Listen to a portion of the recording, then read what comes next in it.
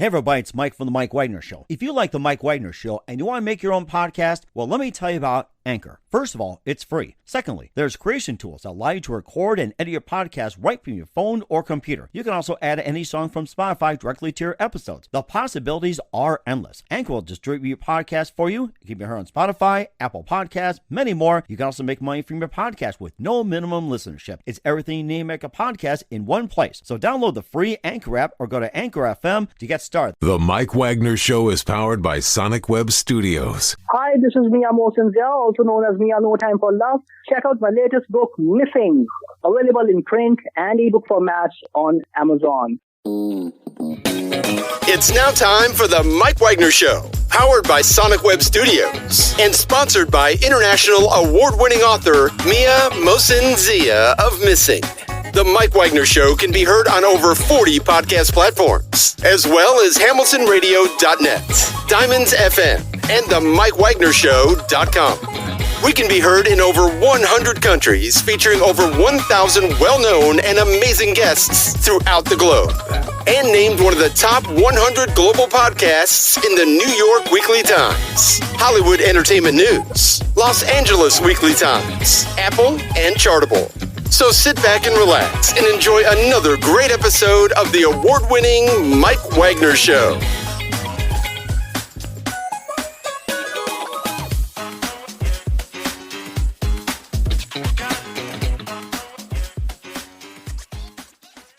Hey everybody, it's Mike from The Mike Wagner Show, powered by Sonic Web Studios. Visit online at sonicwebstudios.com for all your needs. Look at a professional website without breaking your budget. Sonic Web Studios is the answer.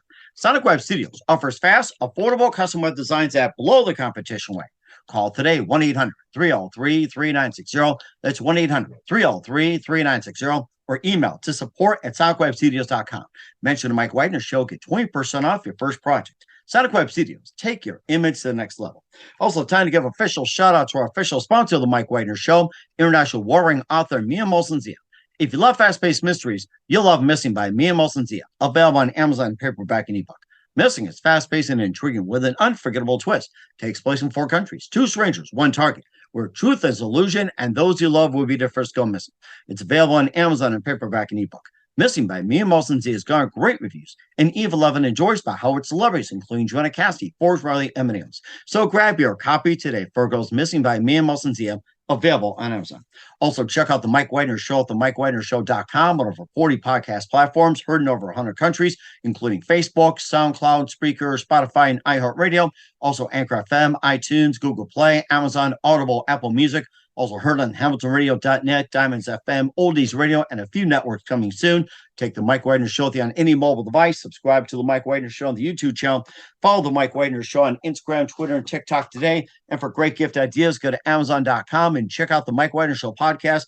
T-shirts, pop sockets, throw pillows, tote bags, hoodies, baseball gear. Makes great gifts 24/7. Go to Amazon.com and check out the Mike Wagner Show podcast.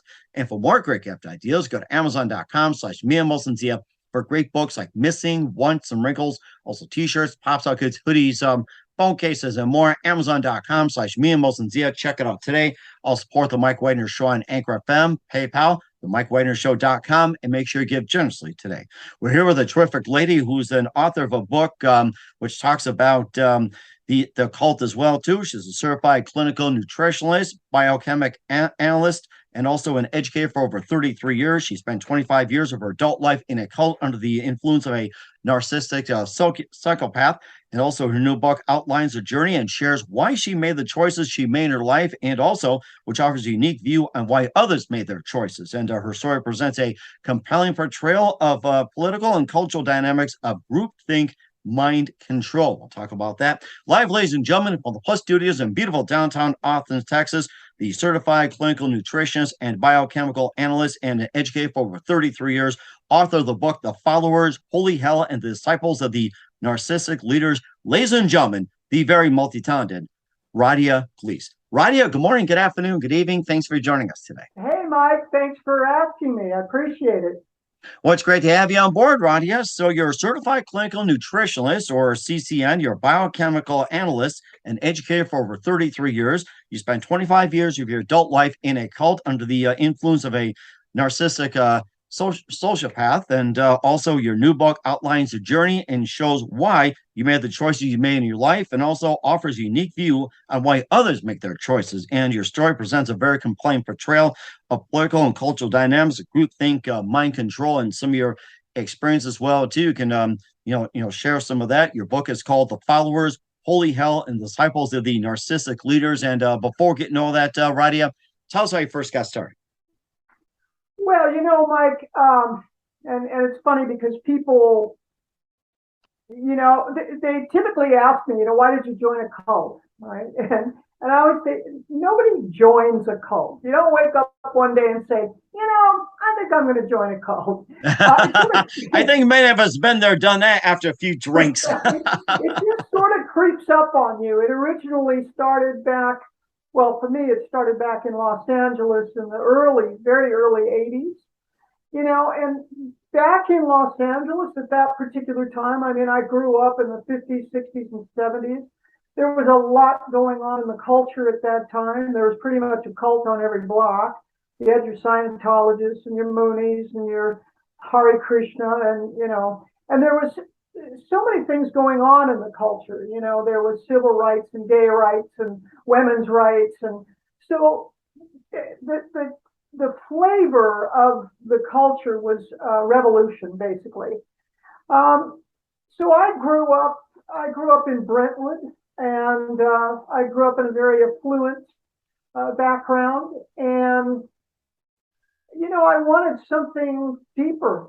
I was looking, as many people, especially at my age at that time, in the 60s and 70s, were looking for a deeper life and deeper meaning in our life, So one thing led to another, and there was lots of books out at the time, and lots of different philosophies, and of course that was in Los Angeles at that time. It was the life of drugs, sex, and rock and roll. Lots of crazy things going on. Oh, yes. We've all been there, done that. Yes. Oh, sure.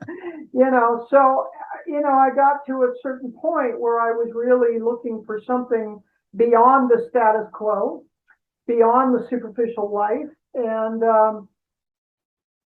so I describe in the book is divided into 3 sections. The first section is called The Journey, which is my life growing up in Brentwood.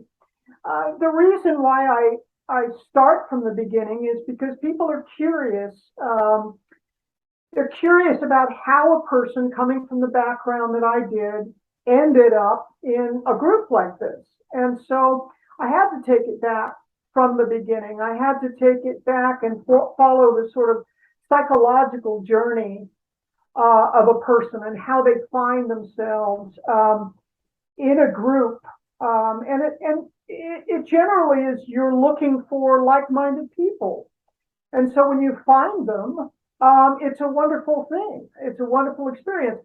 You don't know that you're going into a cult. As a matter of fact, it wasn't in the beginning. It actually morphed into that through the years. And that is how, when you're under the influence of a narcissist, most people don't, and especially back then, we didn't recognize that term, narcissist, as we do today.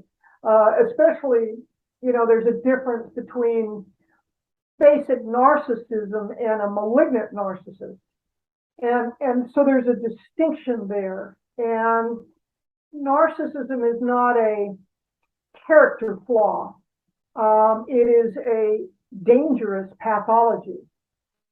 So my book, which in the second half of the book I go into, and I did a lot of research. I am a researcher. I'm a researcher as a biochemical analyst and what have you. That's just basically what I do. I have a graduate degree in that, and I know how to research. So I'm going to fast forward to, I left the group in 2006.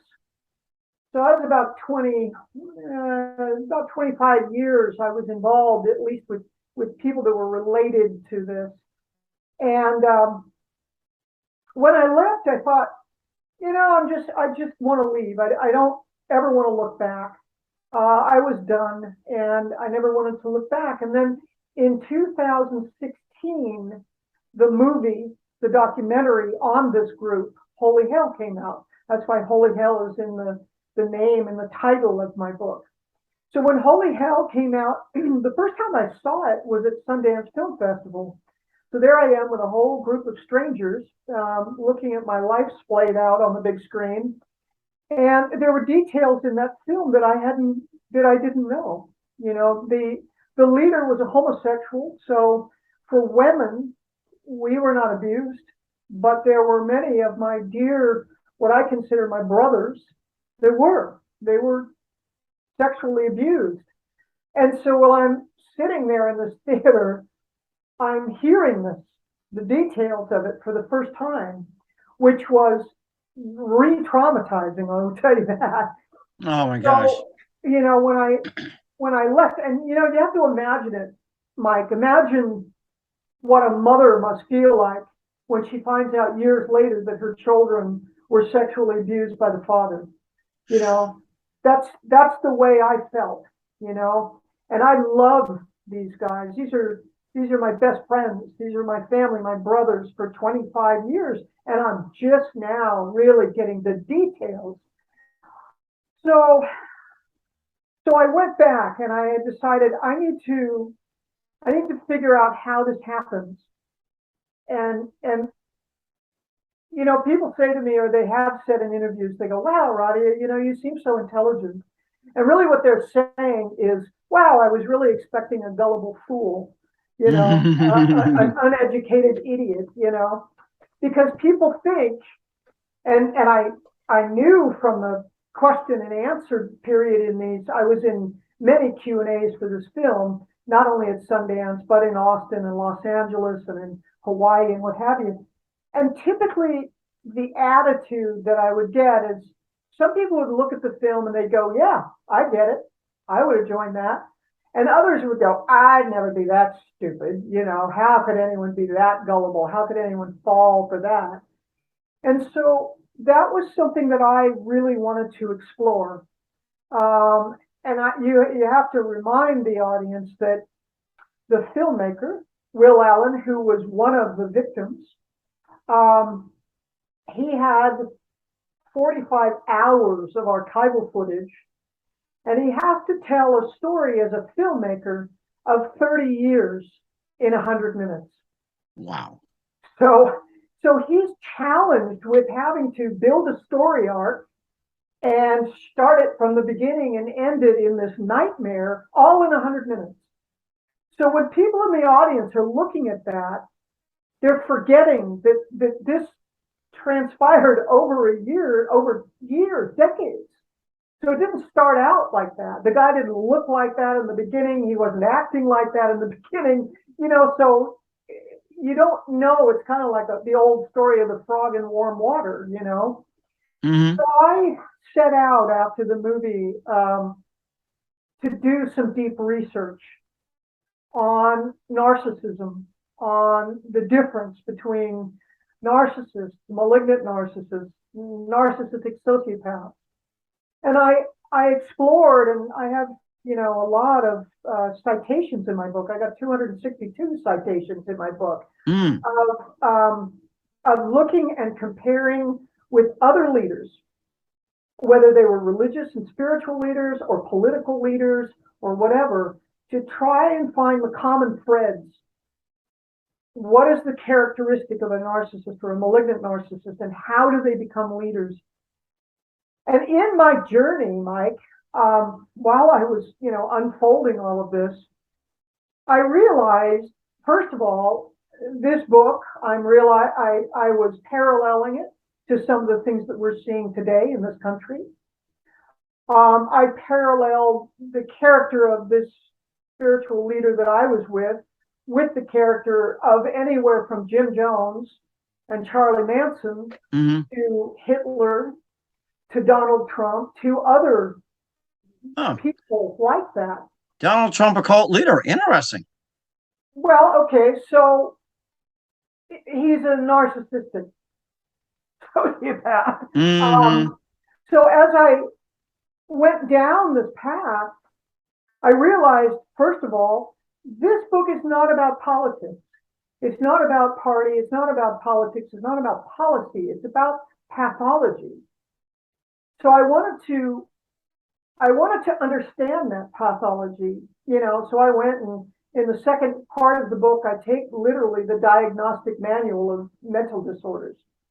And I take, line by line, and I show and give you an example of my life in the Buddha field under him, under his influence, and then the lives of other leaders, whether they're political or spiritual or whatever. And they all have very similar patterns.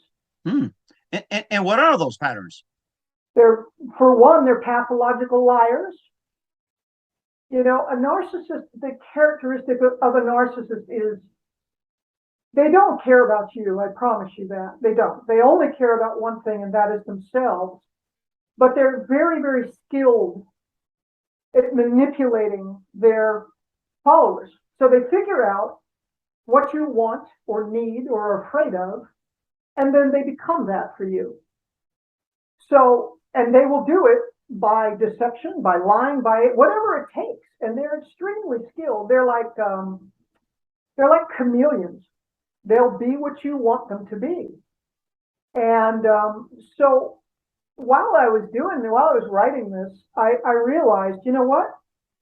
This isn't about the leader. When I first wrote the book, the working title is called Duped. Because yes, we were duped. And yes, he used all kinds of parlor tricks and all kinds of, lies and deception and weird, stuff to make you believe in what he was selling. But the point was, and I changed the name to the followers, because without the followers, the leader is helpless. The leader cannot do anything. And I don't care if it's a religious leader or a political leader. Without their followers who do their bidding, they are useless. So I changed my perspective on this, yes, yes, or we had to ask the question, were we victims or were we perpetrators? And actually the answer is both. So typically we built him, we created him, we gave him a sort of think of it like a feedback loop. He gave us what we thought we wanted or what he sold us on. And in return, we gave him what he wanted, which was loyalty, adulation, putting him, up on a pedestal. And that's exactly what a narcissist craves. So there is that feedback loop. And without us, he would be nobody. And with this leader you're talking about as well, too, that you're in the cult, who would you say he'd be mostly resembling? Like Sun Myung Moon would be resembling Hitler, David Koresh, or Jim Jones, or or what leader do you think closely resembles who you followed those 25 years? I think that they all have very similar characteristics, every one of them. I don't care if it's Manson, I don't care if it's Jim Jones, I don't care if it's Kim Jong-un, I don't care if it's Hitler. I don't care who it is. The characteristics of a pathological narcissist are textbook. That's why I actually used the textbook to do these parallels. And so I kind of take you down this journey in my book. I take you down this journey sort of step by step, how you become a follower and why. And there's lots of reasons why. In the third section of my book, I delineate 3 different types of followers who find themselves in a cult or in a group like that. And, they're interchangeable. In that section, I start out with, unless you're a sociopath, there's always that line in the sand that you will not cross. It's like that's where you say, enough, I'm not going to go any further. But there's a lot of little gray lines that you'll step over depending on what motivates you. And that could be anything from, as far as I was concerned, I was looking for enlightenment. I was on a journey from the time I was 14 years old, looking for union with God. So and most people, when they get involved in groups like this, it's not the leader that starts them off. They're already looking for it. They already have an idea of what they're looking for. He just taps into who you are, like a good con. And remember, the word con comes from the word confidence. So he instills a type of confidence that he can deliver what you think you want. Whether it's enlightenment or whether it's tax breaks. Tax breaks. Don't we all want tax breaks, do we? Depends on, there's those gray lines. It depends on how far you're going to go to get them. But everybody's got a motivation. So so you start with that motivation and what you are seeking, and you're looking for that leader to fulfill whatever your desires are. In some cases, I refer to the three types of people that join cults. The first, I call them the hummingbirds. They don't really have like a major conviction, they're not really there, but they're looking for a place to belong. And they're willing to adopt whatever the group is espousing if it seems to fit. That's a hummingbird. So they have very short gray lines before they're out. As soon as the going gets tough, usually they'll bail. Right, yeah, that's why they hum along too, so yes. Yeah, exactly. So the second type are the soldiers on a mission. There, I was more like a soldier on a mission. My mission was enlightenment. My mission was to, I had grown up a Catholic. I learned the stories of the saints, and I wanted to be a saint, Mike. Not, oh, look at me, aren't I a special person? I wanted what they were having. They always had these stories of very transcendental kinds of experiences where they could be tortured or they could be whatever, and they could transcend that, their body and mind, right? To have union with the divine. So interesting. When I was, a child and I learned about these, I didn't want to worship a saint or worship Jesus or worship Buddha. I wanted to be what they were. I wanted to go and do what it took to go through that journey, like the Buddha, like Krishna, like all of the deities of all of these religions, right? And not out of ego, but out of real longing for union. So I was a soldier on a mission. I was willing to do what it took, because all of these saints in history went through whatever it took for these transcendental experiences. So from an Eastern standpoint, which much of the teachings that were going on at the time in my group was Eastern and Western, but mostly Eastern. So, and that was very hot back then, there were leaders that were coming in from India and wherever that were bringing new ideas, new spiritual ideas to the culture at the time. So this was more Eastern meditation-based oriented. And so I was really, really into that. And so there was a particular technique that there were 4 techniques actually. And with these techniques, if you devoted your life and your time to doing them, you could experience these heightened transcendental states. So that's what the leader was offering. Now, in the beginning, that's all he talked about. He never talked about himself. It was all about these techniques, and it was all about your personal relationship with God. And he referred to himself as just the midwife.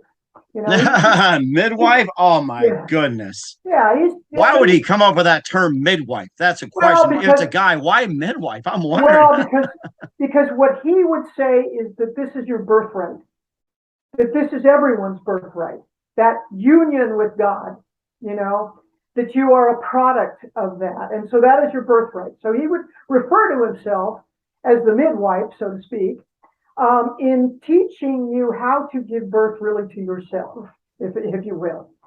So in the beginning, that's what it was about. It was all about the techniques and all about the devotion to that. But through time, as the group started to develop and as the group started to experience different things, you know, in Eastern spirituality, there are different practices that you do. For example, pranaming is one. Now, pranaming in Western culture is a little odd, but in Eastern culture, it's not odd at all. You bow, basically. You would, you know, prostrate yourself in front of an elder or a teacher or a guru or whatever, right? And this was not unusual in the East, but in the West, this was very new, right? So he used to explain that when you do that, when you pranam, the goal is to transcend your ego, right? Because your ego is the identity of self. So if you have a me, a self, then that's automatically a separation. You can't have a God and a me. That's a duality. So in order to have union with one, you have to transcend the ego. Okay. Now, in theory, that's logical. Okay, fine. So how do you do that? Well, certain practices. So he would say, when you pranam, this is a gesture to yourself or to God that you put your head below your feet. That's what it meant, you know? Huh. So by making that gesture, you're saying you're offering up the idea of you, right, to that. So watch this, Mike. So what happened was that was in the beginning, right? Uh-huh. And so people would come and we would go into the altar room, and in the altar room there was all these, you know, pictures of saints and Buddha and Jesus and all these saints. And his picture was like in the back, right? You would come in and there'd be incense and music and whatever, and you would pranam as a gesture, and you'd gather yourself and take your shoes off, and then you'd go into the main room. Well, after a while, you know, in the beginning, people would pranam because he was the teacher as a gesture of respect, right? And he would push us away and say, don't do that. You're not bowing to me. But after a while, he stopped pushing people away. After a while, he was sort of, yeah, I like this, right? So in the beginning, it's not a cult, right? We're starting to feed this narcissistic personality. So the generations coming in behind us never got the story about placing your head below your feet. They just saw us bowing in front of him. They thought that's what you're supposed to do. And so they did. And he began to really like it. Huh. So this slow process of literally creating and massaging his ego is what we were doing inadvertently.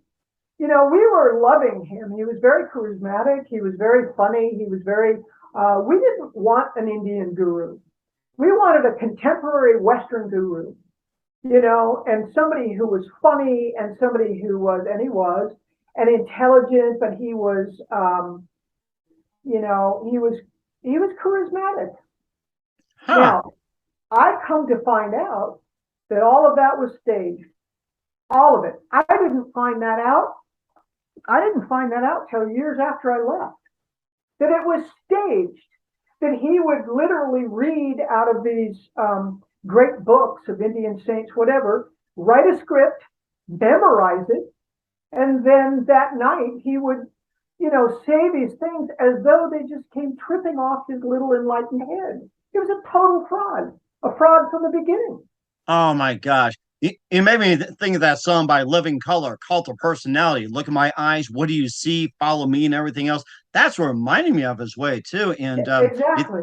you think about that. And of course, if you try to, put your head down to your feet, oh, my back would hurt after a while. It's like, ouch. I can't imagine myself doing that. Yeah. So remember that we were transcending our body, our ego, our mind, our desires, our will, our everything, right? And isn't that very appropriate for a narcissist to take advantage of? So he would do things like, and I found this out later, he had ripped off, first of all, the meditation techniques. He stole them. He stole them from Maharaji. He was never a disciple of Maharaji's. He conned a Premi into giving him the techniques, and then he said, they were given to him by God. He was a total liar, total fraud. But we were having a good time, So first of all, you don't particularly question. You don't really want to question because you're having a good time and you're sitting with people and we're all singing and we're dancing and we're living together and sharing food together and going to the beach and going to the movies and doing all of these fun things, right? Along with it. So. And of course, he is creating that environment, making it more and more difficult to leave. And then when people did want to leave, that's when he started, which is another typical narcissistic technique, is he will bully you. He'll bully his enemies. And he'll get you to bully them too, or ostracize them. That's happening right now in our political system right now. And he will separate those who are not supporting him or not, loyal to him. He will separate them and make them enemies. And he will get you to make them enemies. That is a typical technique that narcissists use. They also compete with the outside. They want complete attention. They want all of your attention. So they will compete with your family or friends or anyone else on the outside who wants to influence you, who wants you to perhaps hear what they have to say or see a different viewpoint. So he will bully them. He will ostracize. He will be vicious towards them. So what's the double message there? You're also getting the idea that if you become his enemy, he will do the same to you. That is typical. These are typical characteristics that we're seeing today. We're seeing this country being split in half. Now, is money ever involved in the cult as well, too? Because, you see some where it's like, give money, we'll give you this, give me money, we'll give you that, and be blessed and everything else. Was money involved in the cult you were involved in? There was, but not to the degree that many cults are. He really, that's a difficult thing. In other words, no, we didn't have to. We all worked. Most of us worked. And we all had our own careers. And we did live in separate houses, all sort of in the same neighborhood. Many of us lived together, but only, one or two people, two or three people at the most. But the way he made his living, which, oh my God, how convenient. He was a hypnotherapist. So we would go to hypnotherapy every week and literally hand him our psyche every week. Oh my goodness. Right? So he knew all of our fears. He knew all of our stories. He knew all of our everything. Well, what a perfect scenario for a malicious narcissist, right? Because every time you question him, he would say, well, don't you remember your father used to do this? You're just projecting that on me. and he would turn it around. He would take all your stories and all your secrets that you shared with him and use them against you. Another trick of a narcissist. They're never wrong. It's always you or someone else. They're never wrong. And they will blame, and they will ostracize, and they will demonize everybody else but themselves to glorify themselves. Is this sounding familiar at all? This is what's happening in our country. It almost sounds like gaslighting to a degree. It's not almost. That is what gaslighting is. So when you're gaslighted, you start to question your own eyes, your own ears. And if you say, no, that didn't happen, and they turn around and say, oh, yes, you're saying this because, and then they turn it around on you, right? So, yes, we were gaslit. He would do, do you remember the term parlor tricks? Parlor tricks comes from a phrase back in the last century. There used to be people that would come to wealthy people's houses, and they would do seances, right? And they would make the table raise, and they would make lights go on and off, and they would usually do that in a parlor. That's why the word parlor trick, that's where it comes from, right? So I've come to find out he did parlor tricks like that. Where he would literally, he would get you on your knees with your eyes closed, and he would use a flashlight in front of you, making you think you're seeing light. Oh my gosh. I mean, he would do all these crazy bullshit parlor tricks, right? So, and the problem, here's the thing too.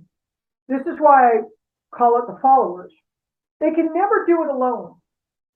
They have to have followers who are in on it.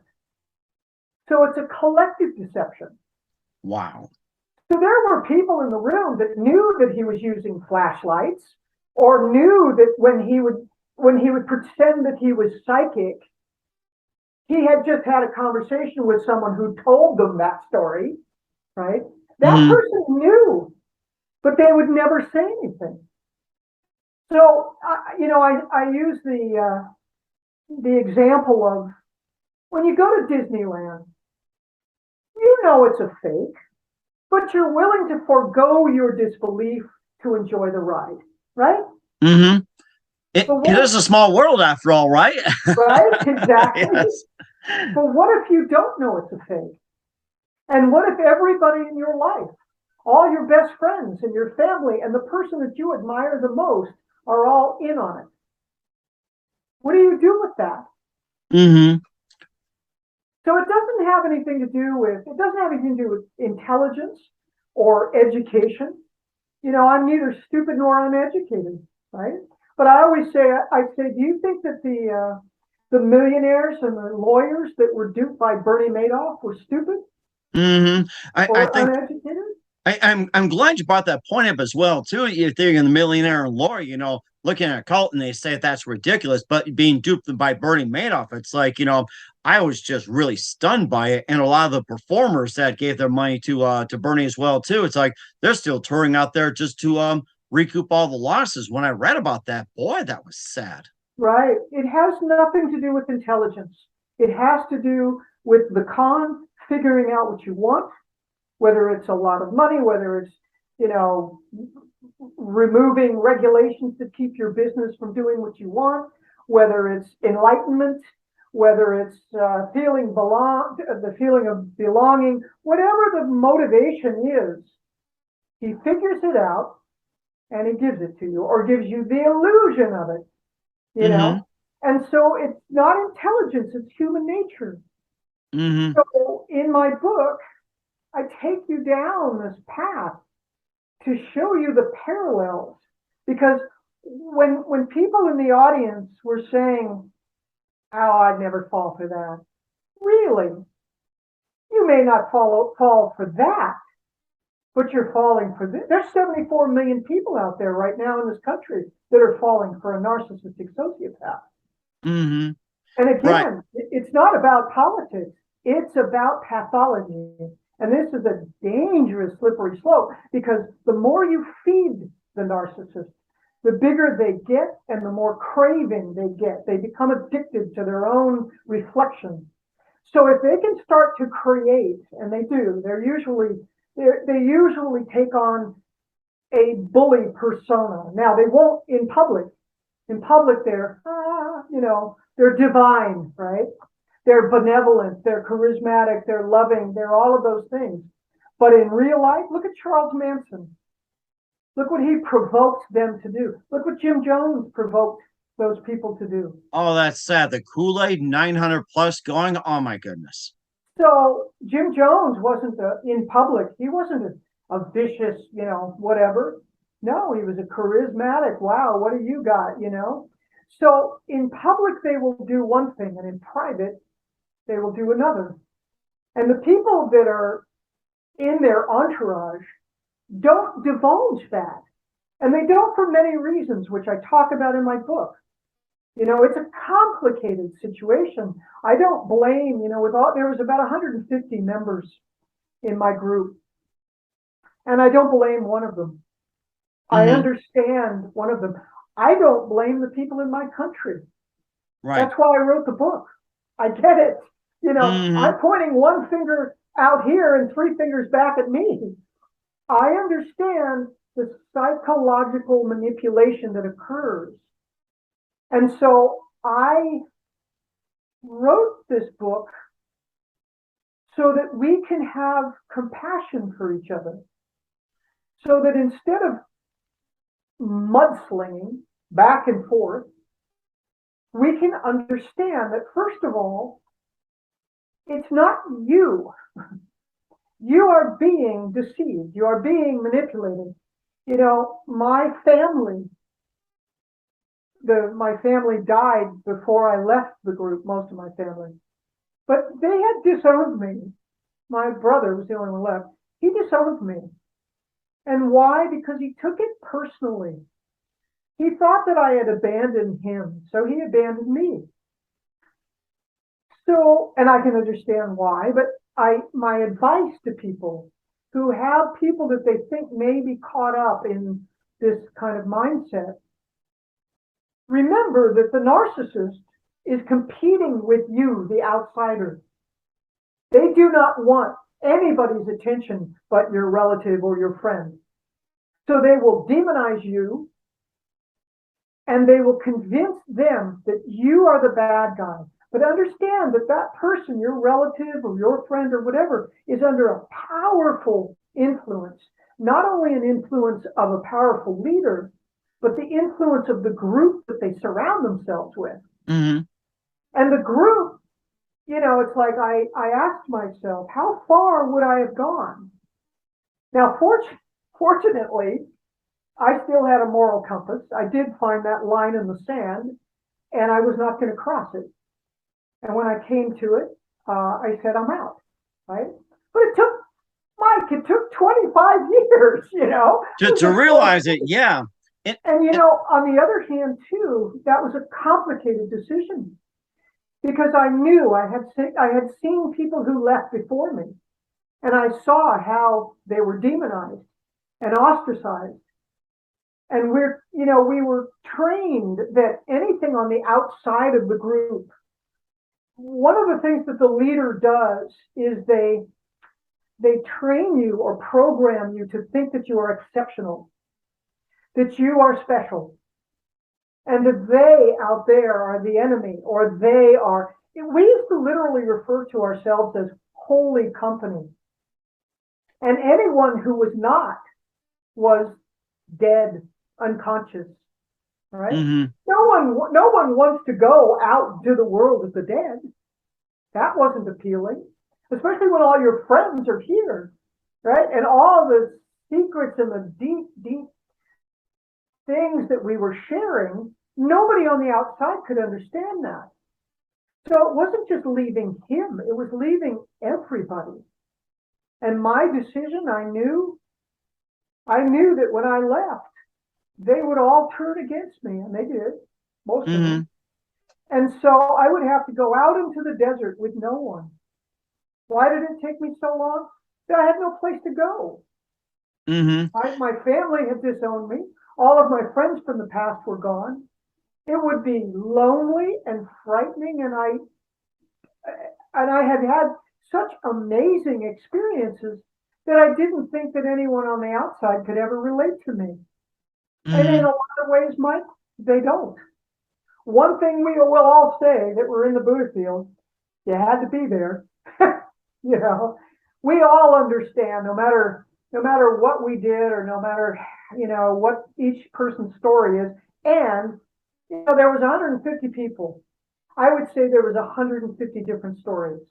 Oh my goodness. And we'll get to those stories in just a minute as well. And the third trade as well, too, with Rahdia Gleis of the followers. But first, listen to the Mike Wagner Show at the MikeWagnerShow.com, powered by SonicWeb Studios. Visit online at SonicWebStudios.com for all your needs. Looking at a professional website without breaking your budget, SonicWeb Studios is the answer. SonicWeb Studios offers fast, affordable custom web design at below the competition rate. Call today, 1-800-303-3960. That's 1-800-303-3960. Or email to support@SonicWebStudios.com. Mention the Mike Wagner Show. Get 20% off your first project. Sonic Web Studios, take your image to the next level. Also, time to give official shout out to our official sponsor of the Mike Wagner Show, international warring author Mia Molson-Zia. If you love fast-paced mysteries, you'll love Missing by Mia Molson-Zia, available on Amazon in paperback and ebook. Missing is fast-paced and intriguing with an unforgettable twist. Takes place in 4 countries, 2 strangers, 1 target, where truth is illusion and those you love will be the first go missing. It's available on Amazon in paperback and ebook. Missing by Mia Molson-Zia has garnered great reviews, and Eve Levin enjoys by Howard celebrities, including Joanna Cassie, Forbes Riley, and Manilas. So grab your copy today for it goes Missing by Mia Molson-Zia, available on Amazon. Also, check out the Mike Wagner Show at the MikeWagnerShow.com on over 40 podcast platforms, heard in over 100 countries, including HamiltonRadio.net, Diamonds FM, Oldies Radio, and more. Take us with you on any mobile device. Subscribe to the Mike Wagner Show on the YouTube channel. Follow the Mike Wagner Show on Instagram, Twitter, and TikTok today. For great gift ideas, go to Amazon.com and check out the Mike Wagner Show podcast. And for more great gift ideas, go to Amazon.com/Mia Molson-Zia for great books, merchandise, and more. Also support the Mike Wagner Show on Anchor FM, PayPal, and the MikeWagnerShow.com. Make sure you do so today. We're here with the author of the book, The Followers, Holy Hell, and the Disciples of the Narcissistic Leaders, Rahdia Gleis, here on the Mike Wagner Show, or Rahdia Gleis, we should say. And also, you talked about the hummingbirds and also the soldiers as well, too, being of the 2 of the 3. And what was the third type that you mentioned as well? And we weren't sure if you I'm glad you mentioned that. The third type I call the kamikazes. The kamikazes are those that do not have a line in the sand. They will kill or die for the leader. Those are the Jim Jones and the Charlie Manson, and even the people in January 6th. Okay, that are so caught up in whatever the programming, whatever the group think is, that they are willing to cross that line, and so those, the kamikazes, and it can be, it can be interchangeable. With the soldiers on a mission, the deeper you go, the stronger your mission becomes. The more you are even getting a taste, sort of like Bernie Madoff. A Ponzi scheme doesn't start out where you give all your money and you don't get anything back, right? Mm-hmm. You give your money and you get a little bit back, and turns out it's your own money, but nevertheless, right? So as that starts coming in, you start giving more and more and more. And that's how it works, right? Mm-hmm. So it's the same way with a soldier on a mission. They start out on a mission and they start getting satisfied with where they're going. They will step over another line and another line and another line. This is why good people end up doing bad things. And you never thought of yourself like that. And one of the things that the leader does is they convince you that every action you do is a righteous act. Even like Charles Manson, who convinced his followers to do what they did because it was a righteous political act. That's why they, painted things on the walls in blood, etc. This was a political statement that Charlie Manson was doing, and he had convinced his followers that this was a righteous act that they were doing. Very similar to January 6th.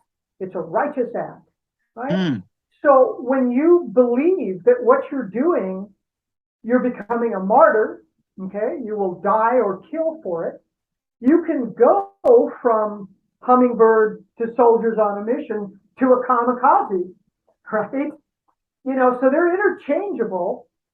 But those who have a deeper mission, usually they started out with that before they met the leader, right? They were indoctrinated at an early age in a certain belief. So if the leader just matches your belief, then, oh my God, you found a home. Mm-hmm. But usually that is preempted by early stage indoctrination. Remember, I was technically indoctrinated by the Catholic Church. I believed in the saints. I believed in angels. I believed that they existed. And I thought, what higher, greater thing could I do than to aspire to that, right? Because we learned that those were the ultimate of ultimate human beings. So as an early childhood, I was indoctrinated into the idea that the greatest thing you could become is God realized. So when I was 14, I was in a Catholic school, and to the school's credit, they were teaching comparative religions. And so we were learning about not only Christianity, but Judaism and Buddhism and Hinduism and all the isms, right? And this was in 9th grade, and the teacher, he was droning on about Hinduism, and he mentioned this word, nirvana. And I asked the teacher, what does that word mean? And he said, well, some yogis in India, through a certain type of meditation, experience God directly. Next question. And I'm like, wait. I said, is that true? And he said, well, apparently. And I'm thinking, well, if that's true, what are you doing here, right? You're studying, you're a theologian, but you're not interested in actually doing that. So from the time I was 14, I set out on that mission. I believed that would be, that had to be possible. And if you're saying if God is all things, then God must be in me somewhere, and there must be a way in, right? Mm-hmm. So I set out on a journey, and of course, there was in those days a lot of psychedelic experiences and other things, looking for nirvana. Mm-hmm. And so, by the time I was in my mid-20s, I had never found anyone. I had read books about this yogi in India who experienced this and whatever, but I never met anyone in America that said, yes, I experienced through these meditations, I experienced God directly until this situation. You also mentioned something about getting out of the group as well too, but it was very difficult. Maybe just go through step by step, and what was that one precise moment that made you decide to leave, and also the process as well too, and of course the exit as well too. That it takes a step by step, and also what people can learn from as well too, being very hard, but it had to be done. Well, okay, so I wanted to leave. I wanted to leave in 1995. But I didn't leave until 2006. So I was conflicted for 11 years. But, I was with him in the early 80s. And as I started to see his narcissism grow, although I didn't understand that pathology at the time, I started seeing him getting so full of himself that I was getting tired of him. But here I was embedded in this group that I loved. And I loved all these people, and we were doing such amazing things. So he was like the glue that held us together. And even though I was tired of him, and I was tired of his narcissism, which I now recognize as what it is, it's like, look at me, praise me, Mm-hmm. I was tired of that. I'm like going, wait. In the beginning, it was all, he used to say, connect to God's love, right? But after a while, it was connect to my love. Oh, yeah, he kind of just turned it around on you. And I'm like, when did that happen, right? We didn't get that in-office memo, and I asked him about it. And he's got this weird accent. And I said, what is this suddenly connect to your love. And he said, well, Rahdia, some people, not you, because he knew how to play me, need a living master, a living God that they can touch and feel and talk to. I am just being that for them. It was like a big sacrifice. So to me, it was like, okay, well, I didn't know that anyone was being hurt. I could only see people that were having a good time. So first of all, who am I to question? I was questioning my own spirituality at the time, number one. And number two, how far do you think I would have gotten in questioning the master with this huge group that is idolizing him, right? He would have demonized me publicly right there, right? He would have shut me down and they would have turned on me like, I used the example in my book of, you remember the book in the film Lord of the Flies? I remember that, yes. That's what that group would have done. They would have just absolutely swarmed on me if I ever tried to put him down or confront him publicly. So I had to weigh, and this is called cognitive dissonance. I was weighing, is it worth it? He's not hurting anybody. Is it worth it for me to lose everything? Right? So that was my conflict for a long time. And I was getting more and more fed up with him and more angry with him. And I didn't realize it until much later after I left, when my friends were going, yeah, Rahdia, you were so angry for so many years and we couldn't figure out why. And I didn't realize apparently my face doesn't hide the way I feel. So I was angry at him. I was angry at him because he was full of shit, and I could just, it's like, this isn't about you. This was about God, okay? How did it become about you? I don't care about you. Although I did care about him. I loved him. So he became like an eccentric uncle to me. What are you going to do? Throw him out? He was still funny. He was still beautiful. And he knew how to play me. So he made me very special. He made a very special relationship with me. He knew that I had a history with abusive men. So he became the benevolent male to me. Now, to others, there's 150 people in the group. I would say there's 150 different stories, and he's like a chameleon. He would be whatever you needed him to be. So for me, he was the benevolent male. So he wasn't, I was tired of his antics, but he wasn't hurting me. On the contrary, he was very loving to me. So I let it go and I let it go. But I was getting more and more, pulling myself away. I knew the consequences of, if I made this choice, I would lose everything. And I did, everything. And so finally, the last straw was I had come home. I was trying to separate myself and find another spiritual group another spiritual practice that I could find a home with. So I was kind of doing that periodically, and I had just come back from a silent retreat with this other group. I didn't tell anybody that I was doing that, but I did. When I came back, there was a friend of mine. We had a class exercise that night, and she was on the floor. She had hurt her back. And I went over to her and I asked her, what happened? And she pulled me down and she whispers in my ear and she says, Rama. Okay. Now, she was in a group before this, and the leader's name was Rama. And he was sexually abusive to the women. Oh my gosh. And he was sexually abusive to her. So when she said Rama, I knew that there was some sort of sexual abuse, but I didn't know what. I didn't know the details yet. And she wouldn't tell me yet. So the next day I go over to her house and she starts telling me the story of a guy. This was a heterosexual guy who went to cleansing or his hypnotherapy session. And the guy was trying to, and the teacher was trying to seduce him, get him to take his clothes off. So when I heard this, the guy was in the room and he said, it was me. I said, is the story true? And he goes, yes. to me, that was it.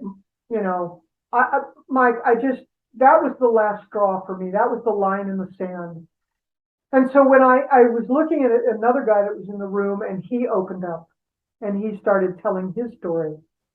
So now it was this gigantic Me Too movement, right?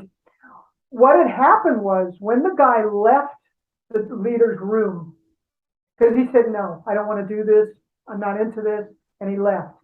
When he left, the teacher went and called all of his friends and tried to subterfuge the situation and made him out as the villain, typical of what Trump does on a daily basis.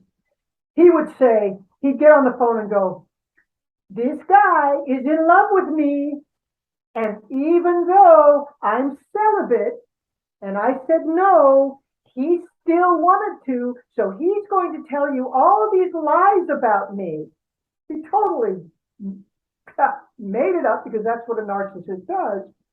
And so he turned all of his friends, or tried to turn, instead of taking responsibility for himself, he tried to turn it on the victim.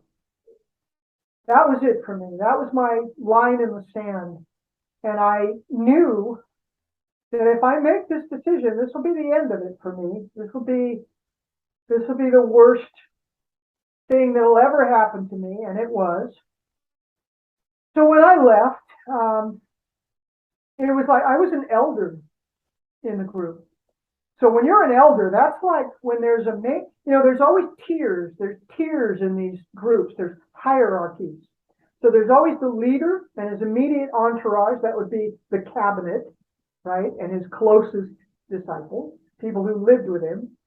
Then there were the initiates, like me, then the aspirants, then the newbies. And these are ranks. And the leader, he manipulates the ranks. He puts them in positions and appeals to their own narcissism, their own power play on the levels below them, right? This is all strategy. So that he keeps his closest loyalty, his loyalist people around him closest. They're the ones that also know what's going on behind closed doors, and they won't divulge what's going on until later when they leave, and then they'll write a book about it. Okay, but it's just like you did. Well, it's like a lot of people who have written all kinds of books in the last couple of years who used to work for the president, right? Now they're coming out with all kinds of stories. Why didn't they say that then, right? I understand why they didn't. But so what he did is he turned everybody against me. He basically said, I'm going to destroy the group. And one reason why is because I was like, my father was a lawyer, and I grew up in the law. I had a lot of lawyers in my associations. So I did a lot of his legal work. I would be the liaison between him and a lawyer in whatever. So I would advise him on that. I was also sort of one of the group doctors, right? Mm-hmm. So I knew him on many levels that a lot of people didn't know him on. So I was a danger to him because I knew a lot. So when I left, he tried to have me taken out 3 times. Like what? By force, guns, or poison, or whatever. Now, fortunately, everybody still had a moral compass, so it obviously didn't go through with it. But he approached 3 different people, and one actually literally hired or interviewed a hitman. Oh my gosh. That's how far they will go. If they think that they're threatened or that they will be exposed, they will stop at nothing. I'm telling you, this is about pathology, dangerous pathology. And they will kill, if need be, if they have to destroy anyone who exposes them, right? Mm-hmm. So and even though I didn't want to expose him, I really didn't. When I left Mike, I still loved him. I was really disappointed with him, but I still loved him. I really didn't want to hurt him. I just wanted to leave. I just wanted out. Mm-hmm. And it wasn't until 10 years later, when all of this came out and I started to hear really, when I wanted to understand how this happened, that's when I wrote this book. And you know what? It's not about him. As a matter of fact, the first page in my book, it says, to Jaime Gomez, you're so vain, you probably think this book is about you. I'm sure Carly Simon would have loved that. You would have appreciated it for sure. And I wrote that on the first page because the narcissist is going to think this is about him. This is not about him. This is about the followers. This is about me. This is about what made me do what I did. You know, what makes people do what they do. And so it's really not about the leader. It is about the followers. Why do we follow someone like that? Why do we allow them to manipulate us? And so that's really what the book is about. And so, you know, but he won't think that. He'll think this book is about him. I could care less about him. I don't even think about him other than when I'm talking to my friends or when I was doing the research on this book, I had to go back to some of my friends and ask stories like, tell me about this. Did this really happen? And they'd say, oh, yeah, you know. So I didn't find out about some of this stuff for 10 years after I left. Oh, my gosh. And where can we find the followers at?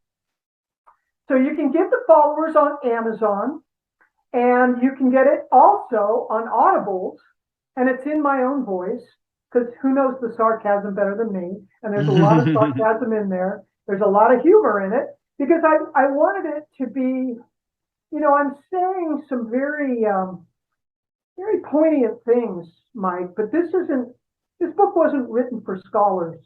This book isn't written for people who follow politics or follow what's going on. This is for your average Joe, you know, who doesn't have time after a hard day's work to come home, put the kids to bed, get dinner on the table, and slog through the diagnostic manual of, you know, mental disorders. So I wanted to write this in a very entertaining way, in a very storytelling way, and with a lot of humor, a lot of sarcasm, but a lot of research as well. So I bring that. That's the way I teach. That's the way I teach. You know, if I'm teaching biochemistry, obviously I can't teach you. I would have you asleep in 2 seconds if I taught you that. So, but I have to convey difficult things in stories and in pictures, you know, so that you can understand when I'm working with you as a client, what's going on with your body, right? So that's the way I teach. And that's the way I wrote this book. I wrote it for the man on the street, you know, one who wouldn't otherwise, you know, read some scholarly book about whatever. So I try and make it it's very personal. I sort of open the kimono of my life and myself, because I did that because I want you to trust me. I'm a human being just like you. And I want you to see possibly or relate to me, you know, as a writer, as a human being, as a person who had a very interesting hands-on experience with this kind of thing. Because, you know, there are narcissists. You could have a narcissist as your spouse, as your teacher, as your religious teacher, as your, you know, political leader, as your boss, as the CEO of the corporation. This is about pathology. And narcissists, you know, as there's a book called The Sociopath Next Door by Martha Stout, PhD. And she said that there are 1 out of 25 Americans are sociopaths. That's a quarter of this country. Wow. Right? That is something. Oh, my goodness. Yeah. So you can get it on Audibles in my voice. If you're driving and you don't have time to read, it's fun to listen to. Otherwise, if you're a reader, it's both in Kindle and softcover and hardcover. Okay. We will certainly do that. What's coming up for Rahdia Gleis, where the book, The Followers, what's coming up for her in 2022? We'll find out just 1 minute. You listen to The Mike Widener Show at the MikeWidenerShow.com, powered by Sonic Web Studios. Visit online at sonicwebstudios.com for all your needs. Also brought to you by official sponsor of the Mike Wagner Show, international warring author Mia Molson's The Missing, available on Amazon paperback and ebook.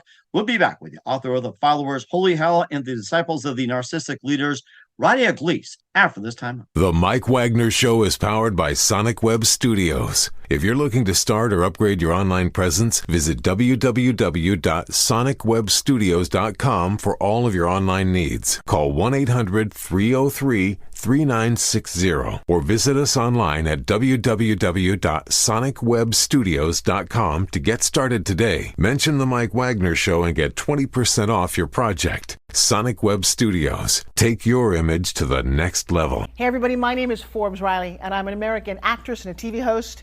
And I was delighted when I got my copy of Missing, which is Extraordinary Relation of Ordinary People based on a real life relationship. It's well written. It's amazing. You know, it talks about a man who has lost his wife and his daughter, and it's very well done. I'm going to highly recommend that you go get your copy of Missing. It is a powerful, exciting read. Mr. Mian Moshe Zia. He is the author of Missing. And I want to give a big shout out and a kiss all the way halfway around the world to my dear friend. Check him out at Mia's website. It's called www.miamotionzea.com. Missing, available on Amazon. Again, I'm Forbes Riley, and I will see you again soon. Bye-bye. Hey, this is Ray Powers, and boy, are you in luck. Right place, right time. Tuned in to the Mike Wagner Show. You heard me. We're back with author Rahdia Gleis of The Followers, Holy Hell, and Disciples of the Narcissistic Leaders here on the Mike Wagner Show. Very, very interesting tale, what you did and what we can learn and everything else, and, being followers as well, too. And what else can we expect from you in 2022 and beyond, Rahdia? Well, hopefully, I just put out the second edition. The second edition, it's like our history is, as I say in my book, history's writing itself faster than a stenographer on crystal meth. You can't keep up with what's going on and the craziness in this country, what's going on in the craziness of this world. So, there might be some other editions coming forward. Right now, I'm working on another book. I've written, this is actually my third book, but this is my first published book. I'm working on another book called Harder to Fall. The Addiction of Power and Money. And while I'm working and doing my life, I really love to write. And so I've written a lot of articles and a blog. So you can go to RahdiaGleis.com, RADHIA, put that H in the right place. Everyone wants to knock it around. RADHIA, Gleis, GLEIS.com. And there's articles on there and more media interviews and more fun. And I'm constantly submitting blogs and what have you on contemporary stuff of what's going on in this world. Okay. We're certainly looking forward to doing that, and check out our website as well in our book. And who do you consider biggest influence in your career? Cool. Say what? Who do you consider biggest influence in your career? Who is my biggest influence in my career? There's quite a few that I like. I really like Rick Wilson. Rick Wilson, I love him as an author. I really like Jane Mayer. She is one of my heroes. She's a great influence to me. I don't know. I've got a lot of them that I like and that I follow and I appreciate. Maureen Dowd, love her as a writer. She's wonderful. So, those are my heroes. Those are my archetypes. And I hope that people enjoy my book as much as I enjoy those authors. And some of them are in there. Some of them I have quoted. And in the back of my book is a 4-page bibliography on some of the quotes in my book. And so check those out too, because all those books are great. They're really, really good and important to read. These are important. These are real journalists and real thinkers, and I love them. And certainly as well too. And what's the best advice you can give to anybody at this point? First of all, if you think that you're being influenced, and I don't care what it is, being influenced in religion, in politics, in whatever, be mindful of your thoughts. Question, and don't be afraid to question. Question everything. Is that reality or is that what somebody told me? Look at both sides of everything. Listen to people who have experience. I have experience. If you have a friend or a relative you think are, involved in some sort of groupthink or some activity that may not be true, pay attention to that. Listen to the signs. If they're lying all the time, if they're gaslighting, if you see one thing and they tell you, no, that's not what you see, that's your first clue. That's a first clue. If they are constantly self-aggrandizing themselves, that's your first clue. If they're talking bad about everyone else and putting themselves up as, I'm the only one that can do this for you, okay? That's a first clue. Pay attention to those clues. Your inner self is trying to tell you something, okay? And you want to override it because you're being offered what you think you want. So be careful of that. If you have a friend or a relative that you think is involved, first of all, have patience. Don't take it personally. They are being influenced, and they're being influenced against you, by the way. So don't take it personally. It isn't their fault. They want to believe, and they're being made to believe that their decisions are righteous decisions. So have a place to land. I didn't have a place to land. So the choices that I couldn't make because I didn't have anybody on the outside that was going to embrace me, that was going to be a loving open arms to me and say, you have a place. Go do whatever you want, but when you're through, you've got a place here. You have a home. Okay, that's what I would recommend to people. Don't take it personally. Have compassion. No, do not think for a minute that you could not be deceived. Do not think for a minute that you're smarter than they are, because they're brilliant. They're brilliant, and they're very motivated. So, that's my recommendation to people. And certainly look for it as well too, and keep eyes on that. Once again, with author Rahdia Gleis of The Followers, Holy Hell, and Disciples of the Narcissistic Leaders on the Mike Wagner Show. Rahdia, a very big thank you for your time. You share an amazing story. You did a great job. Looking forward to having you again soon. Make sure you keep us up to date. Keep in touch. Love to have you back. And once again, tell us about your website and where can we purchase your books and check you out and everything else. I appreciate that, Mike. You can go to my website, which is RahdiaGleis.com. Easy. RADHIAGLEIS.com. You can buy my book off my website, or you can go directly to Amazon. Just if you keyed in The Followers Holy Hell, you don't even have to put the rest. The Followers Holy Hell. And by the way, the Holy Hell is in reference to the movie. So those of you who have not seen the movie, Amazon, it was originally bought by CNN, and then Netflix bought it, and then Amazon took it. So it's on Amazon. It's available on Amazon. Holy Hell. Check that out. Also coming up, I don't know when it is, but I really want people to check this out. Netflix is doing a series, and they just brought me out to Los Angeles a few months ago to be interviewed for this series. The series is called How to Become a Tyrant. And the first season is already up, and it's great. They do kind of like what I did with my book. They made it very entertaining, and they used animation, and they used humor to really tell a story of tyrants in history. And so I'm in the second season. That's coming up. I don't know what episode I am, but it'll be up soon. That was a good interview. But check out, it's on Netflix now. It's called How to Become a Tyrant, or on Amazon, the documentary Holy Hell. And if you see the documentary Holy Hell, I'm in it. But you'll also see me, there's, 30 years of archival footage. So you'll see me when I'm about 29 years old. Wow. Right? And so you'll see all of us and you'll get an idea as you read my book. If you've seen the film, then you have a picture in your mind of what we look like, what he looked like, what he eventually looked like, which he started out being really beautiful physically and ended up with all kinds of plastic surgery and whatever. He ended up being a monster, really a monster. So, check that out. And that's on Amazon.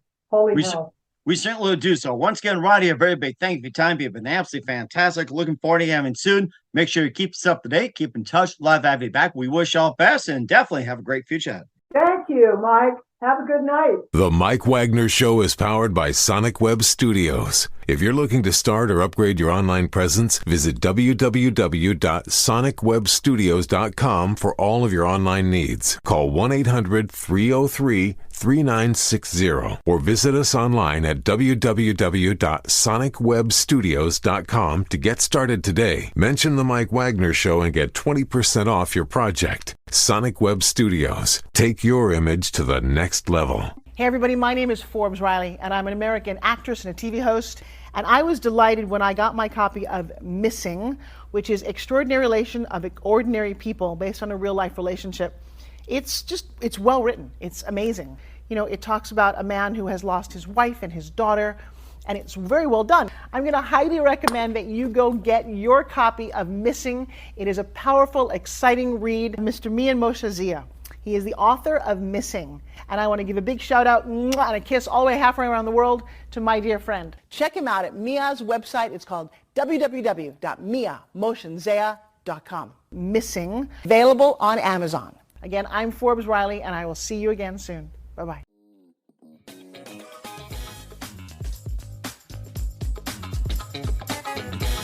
Thanks for listening to The Mike Wagner Show.